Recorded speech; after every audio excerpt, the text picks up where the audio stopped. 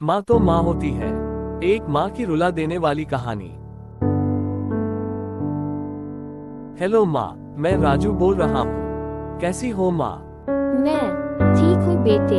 ये बताओ तुम और बहू दोनों कैसे हो? हम दोनों ठीक है। माँ आपकी बहुत याद आती है। अच्छा सुनो माँ, मैं अगले महीने इंडिया आ रहा हूँ तुम्हें लेने। क्या? हाँ माँ, अब हम सब साथ ही रहेंगे। नीतू कह रही थी माजी को अमेरिका ले आओ, वहाँ अकेली बहुत परेशान हो रही होंगी। हेलो, सुन रही हो ना माँ? हाँ हाँ बेटे। बूढ़ी आंखों से खुशी की अश्रुधारा बह निकली। बेटे और बहू का प्यार नस नस में दौड़ने लगा। जीवन के 70 साल गुजार चुकी सावित्री ने जल्दी से अपने पल्लू से आंसू पोंछे और बेटे से बात करने लगी। पूरे 2 साल बाद बेटा घर आ रहा था। बूढ़ी सावित्री ने मोहल्ले भर में दौड़ दौड़ कर ये खबर सबको सुना दी। सभी खुश थे कि चलो बुढ़ापा चैन से बेटे और बहू के साथ गुजर जाएगा। राजू अकेला आया था। उसने कहा कि माँ, हमें जल्दी ही वापस जाना है, इसलिए जो भी रुपया पैसा किसी से लेना है वो लेकर रख लो, और तब तक मैं किसी प्रॉपर्टी डीलर से मकान की बात करता हूँ। मकान? हाँ माँ, अब ये मकान बेचना पड़ेगा, वरना कौन इसकी देखभाल करेगा। हम सब तो अब अमेरिका में ही रहेंगे। बूढ़ी आंखों ने मकान के कोने कोने को ऐसे निहारा जैसे किसी अबोध बच्चे को सहला रही हो। आनन फानन और औने पौने दाम में राजू ने मकान बेच दिया। सावित्री देवी ने वो जरूरी सामान समेटा जिससे उनको बहुत ज्यादा लगाव था। राजू टैक्सी मंगवा चुका था। एयरपोर्ट पहुंचकर राजू ने कहा, माँ तुम यहाँ बैठो, मैं अंदर जाकर सामान की जांच और बोर्डिंग और वीजा का काम निपटा लेता हूँ। ठीक है बेटे। सावित्री देवी वही पास की बेंच पर बैठ गई। काफी समय बीत चुका था।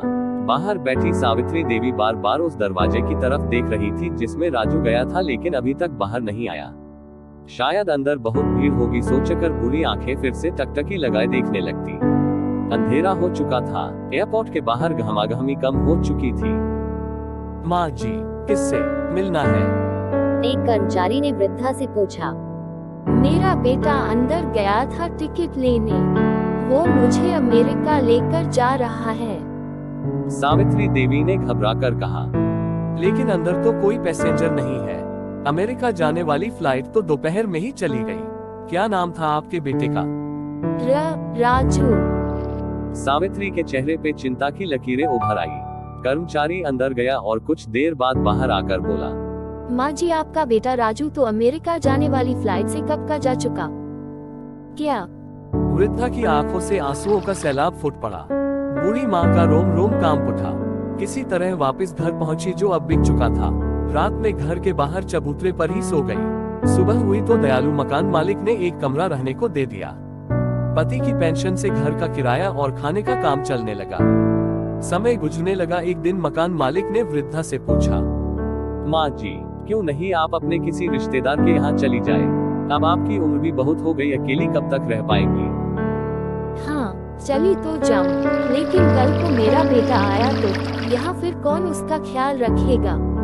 आंख से आंसू आने लग गए दोस्तों। विनती, माँ बाप का दिल कभी मत दुखाना। तो दोस्तों, ये थी एक माँ की कहानी। माँ तो माँ होती है।